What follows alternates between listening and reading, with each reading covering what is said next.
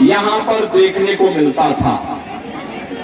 बहनों और भाइयों, ये चीजें दिखाती है कि कैसे जब अच्छे जनप्रतिनिधि चुनते हैं तो परिणाम भी अच्छा ही आता है। और उसी अच्छे परिणाम के लिए एक बार फिर से आपसे अपील करने के लिए मैं आपके बीच आया हूं। बहनों और भाइयों, लोकसभा चुनाव के 3 चरण पूरे हो चुके हैं।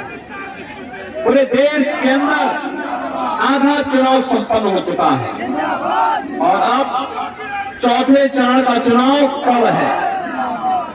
कल फिर 10 राज्यों में 96 सीटों पर चुनाव है। यानी अब तक तीसरे चरण आते आते जो अब तक देश के अंदर मोदी लहर थी, वो मोदी लहर अब एक सुनामी का रूप लेने जा रही है, क्योंकि जनता जनार्दन के मुंह से एक ही शब्द फूट रहा है।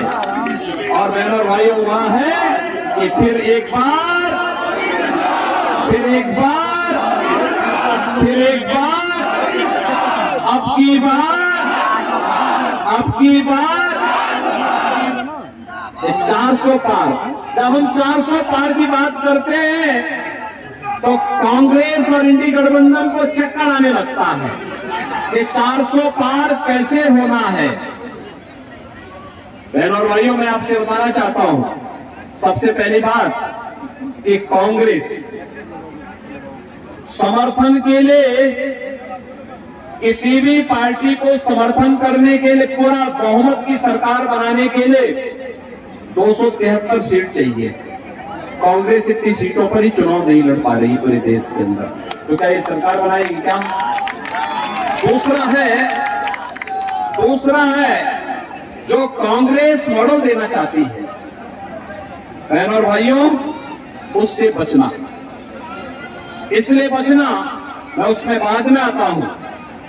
लेकिन जब देश के अंदर अलग अलग राज्यों में मुझे जाने का अवसर प्राप्त हुआ, पश्चिम में पहले चरण, दूसरे चरण, तीसरे चरण के मतदान के बाद